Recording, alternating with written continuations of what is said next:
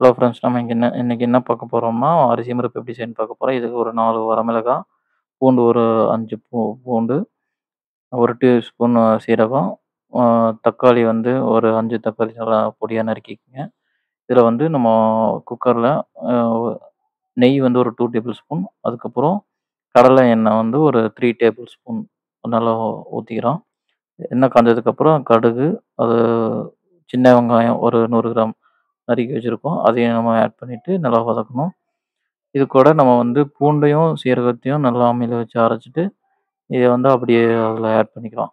Add பண்ணிட்டு அந்த பச்சை வாசம் போகிற வரைக்கும் நல்லா அந்த எண்ணெயிலேயே நல்லா வதங்கணும். இத நல்லா வதக்கிக்கிறோம். இந்த இது கூட நம்ம என்ன பண்ண போறோம்னா, கருவேப்பிலை ஆட் பண்ணிக்கிறோம். கருவேப்பிலை ஆட் பண்ணிட்டு, வரமிளகாய் ஆட் பண்ணிடுறோம். ஆட் பண்ணிட்டு நல்லா வதக்குறோம். இது கூட நம்ம அந்த நறுக்கி வச்ச ஆனியன் சாரி டொமேட்டோ வந்து அதில போட்டுறோம். இந்த அரிசியும், பருப்பும் மிக்ஸ் பண்ணது நல்லா ஊற வச்சுக்கணும். இப்போ இது நல்லா ஆனியன், இந்த டொமேட்டோ இதெல்லாம் நம்ம மசிஞ்சதுக்கப்புறம், நம்ம வந்து தனி மிளகாத்தூள், கரம் மசாலா, ம் மஞ்சத்தூள், அப்புறம் கொத்தமல்லி இதெல்லாம் போட்டு நல்லா மிக்ஸ் பண்ணி விட்டுறோம்.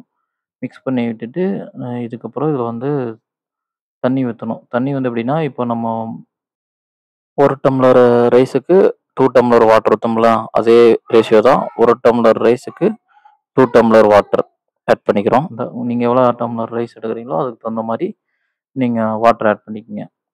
ஸோ இந்த குக்கர்ல நம்ம ஆட் பண்ணிட்டு நல்லா மிக்ஸ் பண்ணிடுறோம். இப்போ இந்த டைம்ல நம்ம உப்பு, காரம்லாம் கரெக்ட்டா இருக்கான்னு பார்த்துட்டு, நம்ம உப்ப வந்து ஆட் பண்றோம். இது நல்லா ஒரு கொதி வந்ததுக்கப்புறம், இப்போ நம்ம ஊற வச்சிருக்கோம் இல்லையா? அரிசியும், பருப்பும், அதை வந்து நல்லா அலசி எடுத்துக்கிட்டு, அதில வந்து எடுத்து நம்ம இதில மிக்ஸ் பண்ணிடுறோம். குக்கர்ல மாத்திக்கிறோம். அவ்வளோதாங்க. இத நல்லா வந்து ஸ்டிர் பண்ணி விடணும். நல்லா மிக்ஸ் பண்ணணும். மிக்ஸ் பண்ணிட்டு, இப்பவும் வந்து நல்லா அ உப்பு வந்து கரெக்ட்டா இருக்கா அப்படிங்கிறத டேஸ்ட் பண்ணி பார்த்துக்கங்க. பார்த்துட்டீங்கன்னா, இந்த டைம்ல கூட நீங்க ஆட் பண்ணிக்கலாம். இப்போ பாருங்க ஆட் பண்ணியாச்சு. நல்லா மிக்ஸ் பண்ணதுக்கப்புறம் இந்த குக்கர வந்து ஒரு 3 டூ 4 விசில்ஸ் விடணும். விட்டீங்கன்னா, அரிசியும் பருப்பு சாதம் ரெடி. இது சுவையான அ கொங்கு தமிழ் சொல்லுவாங்க. கொங்கு ஸ்டைல் சொல்லுவாங்க சாரி. அ கோயம்புத்தூர், ஈரோடு, திருப்பூர் இந்த மாரி ஏரியால அதிகமா செய்வாங்க. நல்லா சுவையாவும், டேஸ்ட்டாவும் இருக்கும். பேச்சுலர்ஸ் எல்லாம் ஒரு குயிக்கான ரெசிபி பண்ணணும்னா, இது ஈஸியா பண்ணிடலாம்.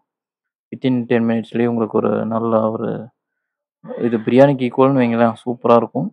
நீங்க ஒரு டைம் செஞ்சு பாருங்க. இது கூட நீங்க தயிர் வச்சுக்கலாம். ஆ ஊறுகாய் கூட வச்சுக்கலாம். இல்லைன்னா இந்த மாரி ஆம்லெட் வச்சுக்கலாம். நல்லாருக்கும். இந்த ஒரு டைம் ட்ரை பண்ணுங்க. சமைச்சு பாருங்க. லைக் பண்ணுங்க, கமெண்ட் பண்ணுங்க. இந்த சேனல் உங்களுக்கு பிடிச்சிருந்தா சப்ஸ்கிரைப் பண்ணுங்க. Thank you.